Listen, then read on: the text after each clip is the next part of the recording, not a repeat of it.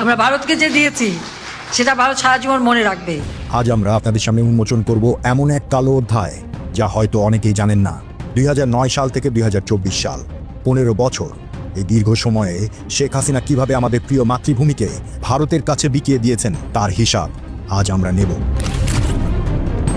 আপনি কি জানেন যে চট্টগ্রাম বন্দর ব্যবহার করে ভারত প্রতি বছর হাজার হাজার কোটি টাকা সাশ্রয় করেছে, অথচ আমরা কিছুই পাইনি? আপনি কি জানেন যে আমাদের রেলপথ তৈরি হয়েছে ভারতের স্বার্থে, আমাদের নয়? আজ আমরা দেখব কিভাবে হাসিনা সরকার আমাদেরকে বানিয়েছিল ভারতের অর্থনৈতিক উপনিবেশ, আর কিভাবে 5ই আগস্টের পর আমরা সেই গোলামি শিকল ভাঙতে শুরু করেছি। শুরু করি বন্দর দিয়ে। হাসিনা সরকার ভারতকে দিয়েছিল চট্টগ্রাম এবং মংলা বন্দর ব্যবহারের সুবিধা। উদ্দেশ্য ছিল ভারতের উত্তর পূর্বাঞ্চলীয় রাজ্যগুলোতে পণ্য পাঠানো। এতে ভারতের কত লাভ হয়েছে জানেন? তাদের পরিবহন খরচ কমেছে 60%, সময় সাশ্রয় হয়েছে 70%, অর্থাৎ প্রতি বছর তারা সাশ্রয় করেছে হাজার হাজার কোটি টাকা। আর আমাদের কি লাভ হয়েছে?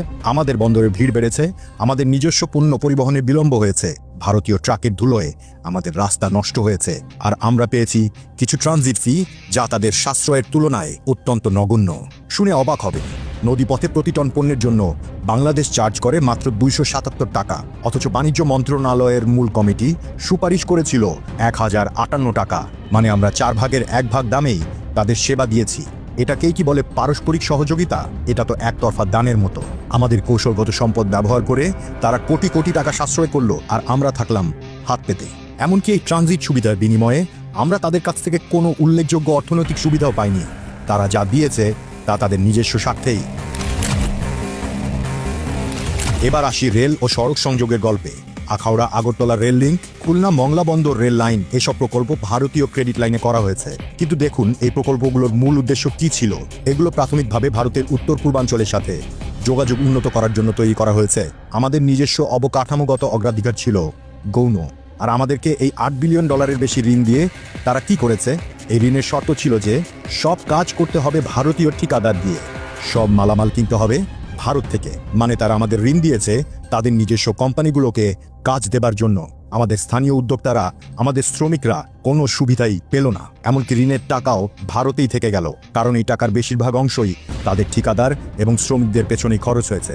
এটা কোন ধরনের উন্নয়ন সহযোগিতা? এটা তো বাংলাদেশের নামে ভারতের অর্থনীতি শক্তি করার ফন্দি। আর এদিকে এখন আমাদের ঘাড়ে বিশাল ঋণের বোঝা।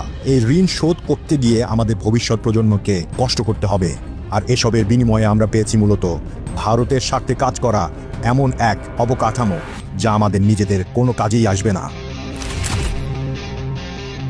শেখ হাসিনা টিকে রাখার জন্য যা যা করার আমি ভারতবর্ষ সরকারকে সেটা অনুরোধ করি। এখানেই শেষ নয়। হাসিনা সরকার 2009 সাল থেকে 2024 সালের জুন পর্যন্ত নিয়েছে $44.38 বিলিয়ন বৈদেশিক ঋণ। এর মধ্যে $14.01 বিলিয়ন এসেছে চীন, রাশিয়া আর ভারত থেকে। জানেন কি, 2009 সালে আমাদের মোট বৈদেশিক ঋণের পরিমাণ ছিল মাত্র $23.5 বিলিয়ন, আর 2024 সালের জুন মাসে এসে তা দাঁড়িয়েছে $103.78 বিলিয়ন।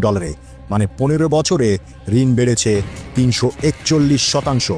মাথাপিছু বৈদেশিক ঋণ 2009 সালে ছিল মাত্র $150, আর এখন তা দাঁড়িয়েছে $604। মানে প্রতিটি বাংলাদেশি এখন বহন করছে 4 গুণ বেশি ঋণের বোঝা। এই ঋণের সুদ শোধ করতে গিয়ে আমাদের বৈদেশিক মুদ্রার রিজার্ভ প্রায় শূন্যের কোঠায়। 2023-24 অর্থ বছরে প্রথমবারের মতো আমাদের ঋণ সেবা খরচ $3 বিলিয়ন অতিক্রম করেছে। এবার আসি তিস্তা নদীর গল্পে। এটা আমাদের জন্য সবচেয়ে বেদনাদায়ক অধ্যায়। বছরের পর বছর ধরে আলোচনা, চুক্তি, প্রতিশ্রুতি, কিন্তু কোনো সমাধান নেই। উত্তরবঙ্গের কৃষকরা পানির জন্য হাহাকার করছেন। আমাদের কৃষি ও পানি নিরাপত্তার জন্য তিস্তার পানি অত্যন্ত গুরুত্বপূর্ণ। কিন্তু পশ্চিমবঙ্গের বিরোধিতার কারণে ভারত তিস্তা পানি বন্টন চুক্তি বাস্তবায়ন করেনি। আশ্চর্য ব্যাপার হলো, অন্য সব ক্ষেত্রে ভারত তার রাজ্য সরকারের মতামত উপেক্ষা করে কেন্দ্রীয় সিদ্ধান্ত চাপিয়ে দেয়, কিন্তু তিস্তার ক্ষেত্রে তারা পশ্চিমবঙ্গের বিরোধিতাকে অজুহাত হিসেবে ব্যবহার করে। কিন্তু ঠিক সেই একই সময়েই তারা আমাদের সাথে প্রতিরক্ষা সহযোগিতা চুক্তি করেছে। $500 মিলিয়ন ক্রেডিট লাইন দিয়েছে সামরিক সামগ্রী কেনার জন্য। কিন্তু শর্ত হলো সব কিনতে হবে ভারত থেকে। এর মানে হলো আমাদের নিরাপত্তা ব্যবস্থাকেও তারা তাদের সরবরাহকারীদের উপর নির্ভরশীল করে দিয়েছে। আমাদের সেনাবাহিনী এখন ভারতীয় অস্ত্র আর যন্ত্রাংশের উপর নির্ভরশীল। এটা কি নিরাপত্তা সহযোগিতা নাকি নিরাপত্তা নির্ভরতা? যদি কখনো ভারতের সাথে আমাদের মতবিরোধ হয়, তাহলে তারা তো আমাদের অস্ত্রের যন্ত্রাংশ সরবরাহ বন্ধ করে দিতে পারে। এখন দেখুন বাণিজ্যের চিত্র। 2024 সালে ভারতের সাথে আমাদের বাণিজ্য ঘাটতি ছিল $9.2 বিলিয়ন। মানে আমরা তাদের কাছ থেকে যা কিনি তার তুলনায় তারা আমাদের কাছ থেকে কেনে খুবই কম। ভারত আমাদের বাজারকে তাদের পণ্যের ডাম্পিং গ্রাউন্ড বানিয়েছে। তুলা, খাদ্যশস্য, যন্ত্রাংশ, যন্ত্রপাতি, যানবাহন সব কিছুতেই তাদের একচেটিয়া আধিপত্য। কিন্তু আমাদের পণ্য ভারতে গেলে মুখোমুখি হতে হয় নানা বাধার। ট্যারিফ, নন ট্যারিফ, মান নিয়ন্ত্রণের নামে হয়রানি। আমাদের পণ্য ভারতের বাজারে প্রবেশ করা যেন পাহাড়ের চূড়ায় ওঠার মতো কঠিন। এমনকি সাফটা চুক্তি থাকা সত্ত্বেও আমাদের রফতানিকারকরা ভারতীয় বাজারে ঢুকতে পারে না, অথচ ভারতীয় পণ্য আমাদের বাজারে অনুপ্রবেশে কোনো বাধা নেই। এখন সামগ্রিক চিত্রটা দেখুন। ভারত আমাদের ক্রমবর্ধমান বাজারকে কাজে লাগিয়ে এটাকে তাদের রফতানি প্রধান গন্তব্য বানিয়েছে। বিশেষ করে তুলা, খাদ্যশস্য, যন্ত্রপাতি এবং যানবাহনের ক্ষেত্রে বাংলাদেশি বন্দর ও ট্রানজিট রুট ব্যবহার করে ভারত আঞ্চলিক যোগাযোগের ওপর কৌশলগত নিয়ন্ত্রণ পেয়েছে। আর বাংলাদেশ ঋণ আর সীমিত কর্মসংস্থান ছাড়া আর কিছুই পায়নি। ভারতের অর্থায়নে হওয়া অবকাঠামো প্রকল্পগুলো প্রায়শই ভারতে ভূ রাজনৈতিক এবং অর্থনৈতিক স্বার্থকে অগ্রাধিকার দিয়েছে। আমাদের নিজস্ব উন্নয়ন চাহিদা থেকে গেছে পেছনে। হাসিনা সরকারকে ভারতীয় দাবি দেওয়ার কাছে অতিরিক্ত নমনীয় হিসেবে দেখা হয়েছে। কখনো কখনো এটা হয়েছে বাংলাদেশের সার্বভৌমত্ব এবং জনমতের বিপরীতে। আসল কথা হলো, গত 15 বছরে ভারত আমাদেরকে একটি অর্থনৈতিক উপনিবেশ হিসেবে ব্যবহার করেছে মাত্র। আমাদের সম্পদ, আমাদের বাজার, আমাদের কৌশলগত অবস্থান সবকিছুই তারা নিজেদের স্বার্থে ব্যবহার করেছে। কিন্তু 5ই আগস্টের পর সব কিছু বদলে গেছে। হাসিনা পতনের সাথে সাথে ভারত হারিয়েছে তাদের আজ্ঞাবহ অংশীদার এবং নিশ্চিত বাজার।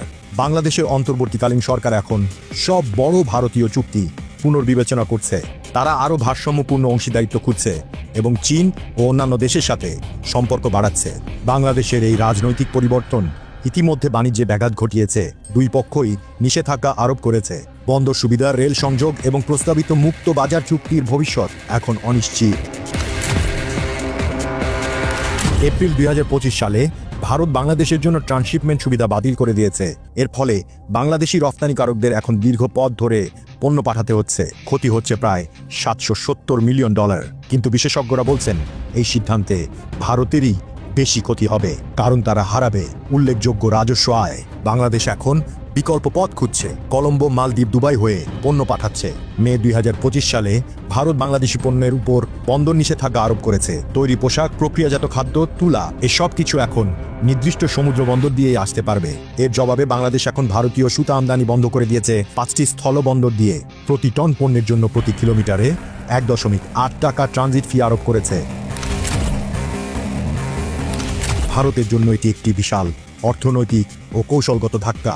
কলকাতা এবং উত্তর পূর্বের ভারতীয় রফতানিকারকরা এখন অনিশ্চয়তার মুখে।